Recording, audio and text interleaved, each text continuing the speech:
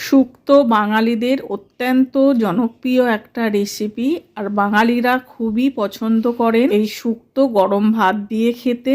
আজকে বানিয়ে দেখাবো অনুষ্ঠান বাড়ির মতো শুক্তো কিভাবে বানাবেন। আমি এখানে প্রতিটা সবজি লম্বা করে কেটে নিয়েছি। বেগুন, ডাঁটা, রাঙালু, মূলো নিয়েছি। আপনারা মূলোর বদলে শিমও নিতে পারেন। আর উচ্ছে দেখুন মোটা করে একটু লম্বা করে কেটে নিতে হবে। আর নিয়েছি পেঁপে, কাঁচকলা আর আলু। এবার একটা পাত্রে জল নিয়ে আমি গ্যাস ওভেনে বসিয়ে দেব। 1 চামচ নুন দিয়েছি। আর যে সবজিগুলো সিদ্ধ হতে সময় লাগে সেই সবজিগুলো আমি সিদ্ধ করে নেব, যেমন আলু, পেঁপে, রাঙালু, মূলো। এরপর সমস্ত সবজি ঢাকা চাপা দিয়ে দিয়েছিলাম 2-3 মিনিটের জন্য। 2-3 মিনিট পর এবার ডাঁটাটা আমি দিয়ে দেব। ডাঁটা দিয়ে আবার ঢাকা চাপা দিয়ে দেব, আবার 2-3 মিনিট সিদ্ধ করে নেব। 2-3 মিনিট পর সবজিগুলো সমস্ত গরম জল থেকে তুলে নিয়ে, আর জলটা কিন্তু ফেলবো না, ওটা আমি পরে রান্নার কাজে ব্যবহার করব। এবার একটা মশলা বানিয়ে নেব। 1 ডুমি আদা, 3 চামচ সাদা সর্ষে আর 3 চামচ পোস্ত। সাদা সর্ষের বদলে আপনারা কালো সর্ষেও নিতে পারেন। আর নেব 5 থেকে 6 চামচ নারকেল কুড়ো। এবার অল্প জল দিয়ে মশলাটা বানিয়ে নেব। এরপর গ্যাস ওভেনে কড়া বসিয়ে আমি একটা ভাজা মশলা বানিয়ে নেব। দেব 3 চামচ রাঁধুনি, 3 চামচ মৌরি আর 2 চামচ পাঁচফোড়ন। মশলা ভালো করে নাড়াচাড়া করে নিয়ে সুন্দর একটা গন্ধ বেরোলে এরপরে একটা থালার মধ্যে ঢেলে ঠান্ডা করে গুঁড়ো করে নেব। এরপর গ্যাস ওভেনে আবার কড়া বসিয়ে একটু বেশি পরিমাণে সর্ষের তেল দিয়ে দেব। আর আমি কিছু সবজি ভেজে নেব। প্রথমে বড়িটা ভেজে নেব। বড়ি লাল করে ভেজে তুলে নেওয়ার পর দিয়ে দেব উচ্ছে। উচ্ছেটাও আমি লাল করে ভেজে নেব। উচ্ছে ভাজা হতে থাক। এই সময় আমি 3 চামচ গুঁড়ো দুধ হালকা গরম জলে গুলে রেখে দিলাম। আর এদিকে উচ্ছে ভাজা হয়ে গেছে। আমি কড়া থেকে উচ্ছেগুলো তুলে রেখে দিয়ে কাঁচকলাটা হালকাভাবে ভেজে নেব। কাঁচকলাও ভাজা হয়ে গেছে, কাঁচকলাটা তুলে নেব। এরপর বেগুনটা দিয়ে দেব।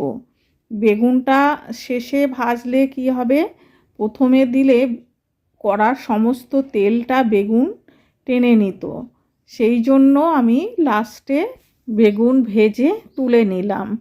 এরপর কড়ার মধ্যে আরেকটু তেল দেব। তেল দিয়ে দেব 2টো তেজপাতা, পাঁচফোড়ন দেব ছোট চামচের 1 চামচ। আর যে মশলাটা আমি বেটে রেখেছিলাম সেই মশলাটা দিয়ে দেব।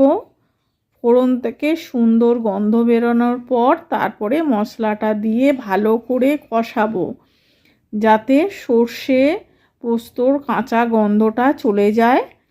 তারপর নাড়াচাড়া করে যে সবজিগুলো আমি সিদ্ধ করে রেখেছিলাম সেই সবজিগুলো এবার মশলার ওপর দিয়ে ভালো করে কষিয়ে নেব।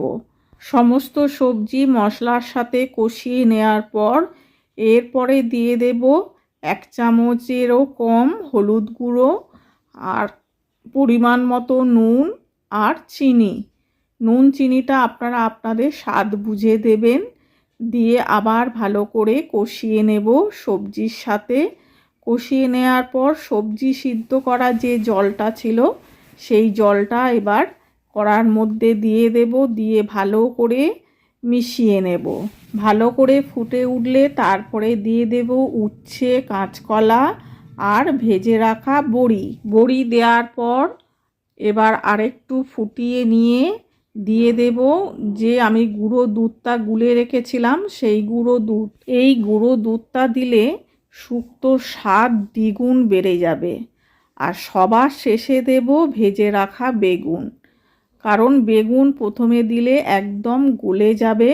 ঠিক নামানোর কিছুক্ষণ আগে বেগুনটা দিয়ে একটু ফুটিয়ে নিয়ে এবার ভেজে রাখা মশলাটা আমি গুঁড়ো করে নেব। আর এই মশলাটা কিন্তু শুক্তোতে দিতেই হবে, তা না হলে কিন্তু শুক্তো রান্নাটাই একদম অসম্পূর্ণ থেকে যাবে। দেখুন শুক্তো রান্না হয়ে গেছে। নামানোর আগে গুঁড়ো মশলা আর ঘি ছড়িয়ে দিলেই অনুষ্ঠান বাড়ির মতো শুক্তো একদম রেডি। গরম ভাতের সাথে খেতে দুর্দান্ত লাগে। আপনারাও এইভাবে বানিয়ে দেখবেন, একদম সহজ পদ্ধতিতে, আর খেতে দারুণ লাগে। আর এই গরমে তো শুক্তো খাওয়া ভীষণ উপকারী। আবারও আসবো একটা নতুন রেসিপি নিয়ে।